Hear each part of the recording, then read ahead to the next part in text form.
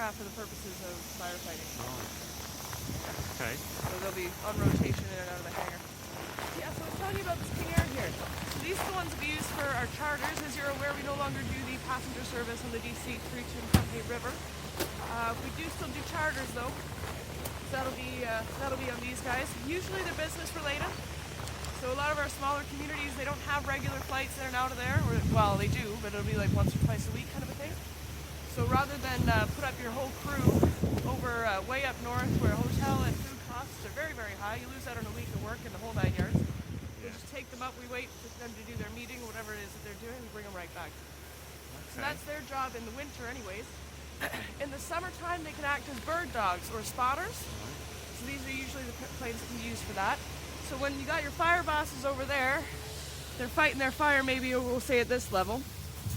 The King Airs here, the bird dogs, are going to be sitting above everybody else, basically directing traffic, and then they're in radio contact with the pilots trying to determine the safest and most efficient path to contain and then eventually douse those fires.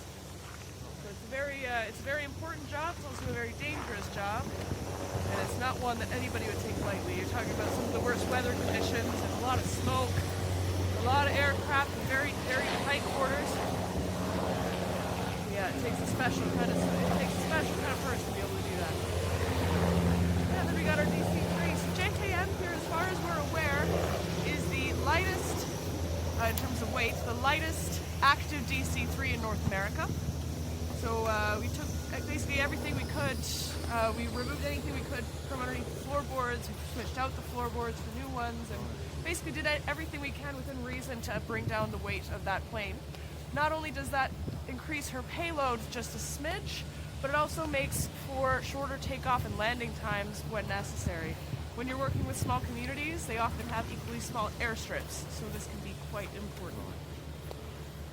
Yeah, so as I mentioned, these guys were built in about the early 40s. Yeah. Sorry, go ahead. Yeah, I was going to say, you want to take them a picture by the tail? DC-3? Sure, yeah, sure. The button. Yeah, I'll be taking you around front too, so we'll get a nice one with the hangar in it and all.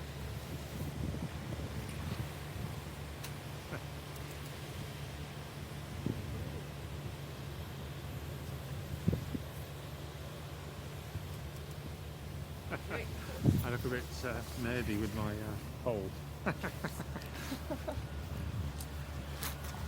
Yeah, these. So do you have video of me taking a picture of you? Yeah, watch yourself there.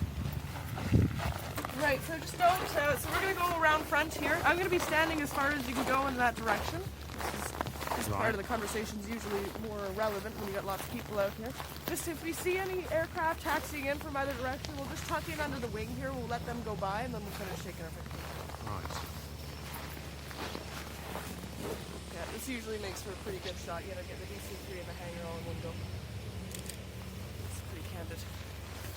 Yeah, so just come on back here, yeah.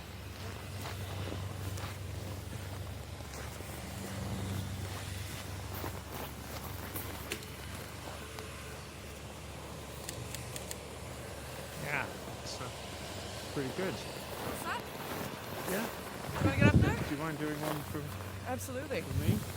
Here, we can do a couple. If you want to stand about there for now. I'm going to hide that.